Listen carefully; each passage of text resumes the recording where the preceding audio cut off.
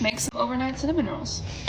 This is a recipe that I just had in the notes app on my phone, so we're gonna go for it. It is 150 grams of milk with 40 grams of butter.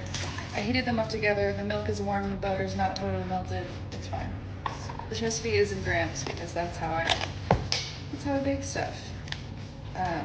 4 grams of yeast. I'm gonna assume that's like a teaspoon. Maybe a little more. Yeah, it's about a teaspoon of yeast. I am at elevation, so if you're not, double that. 300 grams of all-purpose flour. And I'll put 2 more each.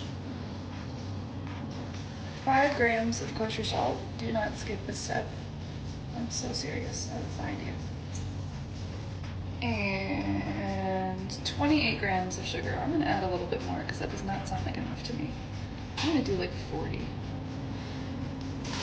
And this recipe will be in the caption too. You don't have to like remember everything I'm saying. And 1 egg. Every time I just like find a recipe in my notes app on my phone, there's never any instructions. It's usually just quantities, and I have to guess what I'm doing. When you make cinnamon rolls, you want to make sure you're looking for full gluten development of the dough, which if you've ever seen anybody do the window pane test, it's where you pull up a little bit of this. I cut my finger yesterday. Go like this, and if you can see through it like that, like a window pane, that's how you know it's fully developed. So we're gonna let this sit for like half an hour, and then we'll come back. Here is what we're looking at after about half an hour. The dough has not doubled, and that's okay. Because these are overnight cinnamon rolls, you don't want the yeast to like use all of its yeasty power. Sounds disgusting. Before you put them in the fridge. So I just let this rest for 30 minutes. Less of a proof, more of a way to make it easier on myself. And I only want this to make like 4 cinnamon rolls because it's just for my husband. I won't eat any. So I think this is pretty good.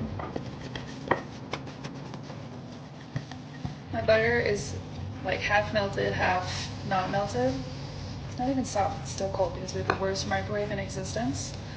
But if you can use like just fully soft butter so you can really push it around in here, that does make a difference. The best part about the inside of the cinnamon roll is that you don't have to measure anything. I just melted a random amount of butter.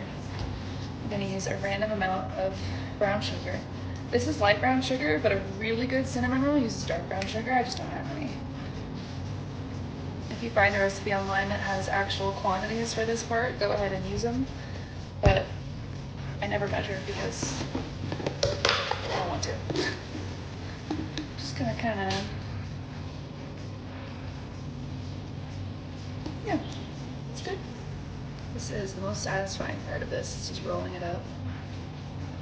Also, it doesn't need to be perfect. These are gonna sit in the fridge for quite a while. I'm making these kind of early in the morning, which might have been a mistake, but whatever.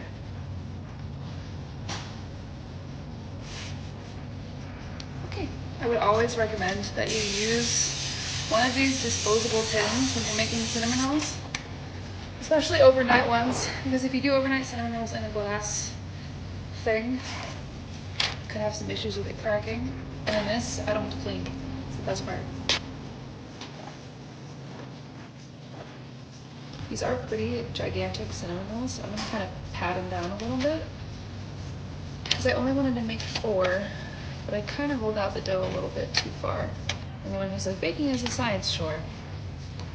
But it's also just fun. You kind of get to just do whatever you want.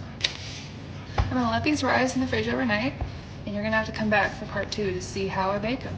And if my husband likes them, I'm sure he will.